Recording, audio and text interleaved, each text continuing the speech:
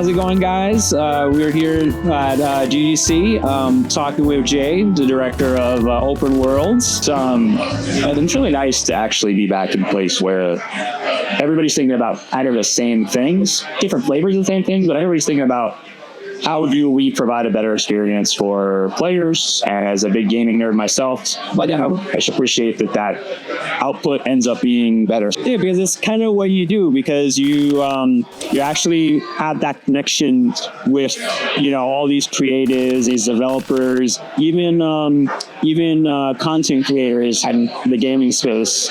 Like you have all that. You kind of create that bridge for everybody. I really believe that community is the most connective tissue and the discovery layer that drives a lot of what you get out of consumption of games.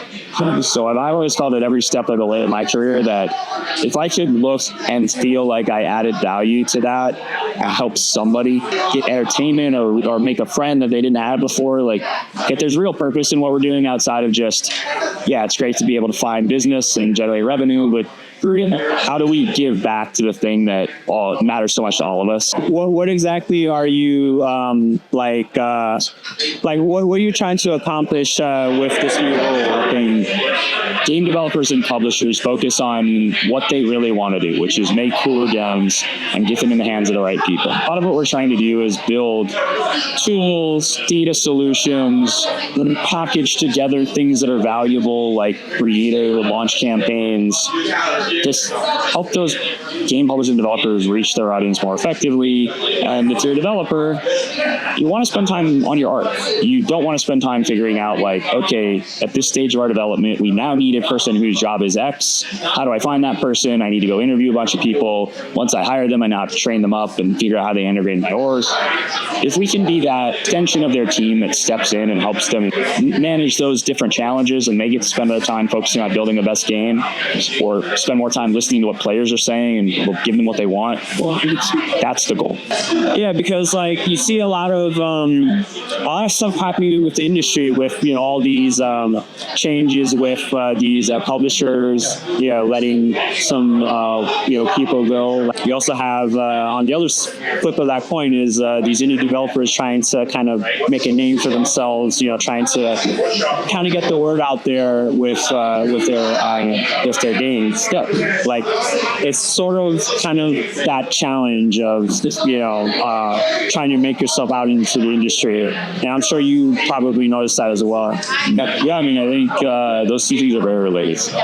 You have a lot of unfortunate situations where lots of game companies have consolidated a little bit. A lot of people have been laid off that are very talented, that know how to do a lot of entrepreneurial opportunities. So those really talented people are now out in the market realizing, you know what, I got into games because I really love making it. So now I'm doing this thing, but why don't I take a shot and actually bring something to the market that I think is interesting? So to jump in the world, one of the benefits that you get to bring to the market is if you have a 3-person team, you want to build this game, there's an opportunity to be very successful doing that. How can we help you do that? And so that industry shifts that has kind of allowed for more opportunities of the entrepreneurial nature is something we're trying to lean into to support the type of value that gets the gaming business back on track, where we feel like we're not worried about the next layoff.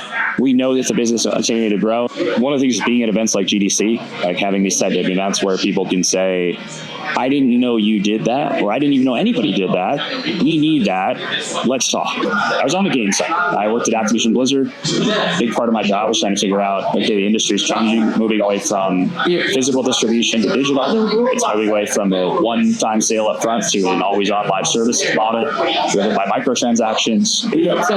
Figuring out, as the industry changes, what do we need? So I got pretty well educated in how game companies think, what they need, what are the benefits, helps them move their business forward. Spent a lot of time working at Twitch, working with some of the biggest creators in the world. Spent a great run at UTA, building a very similar business. Really understanding what made creators tick and how their communities can be activated and rewarded in a way that really helps brands and game developers reach that goal. And so by taking those two worlds that I understand what makes each of them tick and what matters to them, able to tell that connected tissue story of here's what we can do for you with this bucket of creators and communities, because I know what you need over here. I know what your pain points are. How do we take this thing and solve this problem that I know you have? That's a really huge advantage.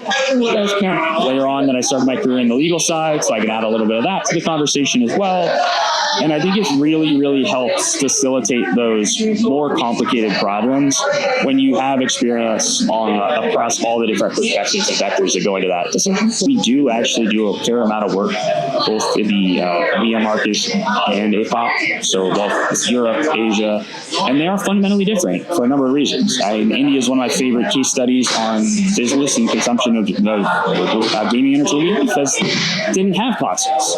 And there wasn't a big PC game that we launched, but mobile hit first. And so you have an entire generation in the Indian market that is mobile gaming focused.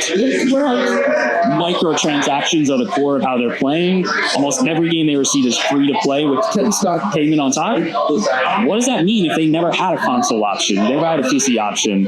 How do you have to think about those players differently because of the way that they came up and the way the peak culture of gaming evolved in that space? But it's one of the more interesting challenges out there right now. And so we are absolutely moving in those directions to be able to solve problems on a global basis. But gaming is this beast where it is a fundamentally global business. It is made for everybody. But there's so many different laws and regulations and cultural pieces and technological changes that come in each of those places that you have to get really good at understanding that customer base is what matters to them and how we figure out how to serve them in the best way possible. One last thing I want to ask you is, where do you see the future for gaming, in the next couple of years? Because, we have, these unknown variables that are coming up, got the Switch 2 coming out, and then we have GTA 6, and then we have, the possibility of maybe the next-gen console. How do you envision that future for games?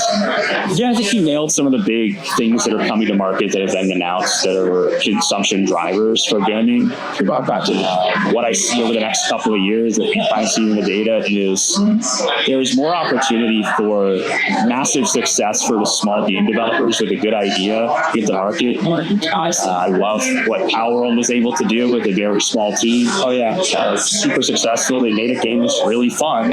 Well, I appreciate your time, Jay, and looking forward to seeing more of what you're doing, especially with the game industry, and hope you enjoy the rest of GDC. Thanks, man. We're really excited to see how much benefit we can bring to the game business, so thanks, Rich. All right, thank you so much. Goodbye.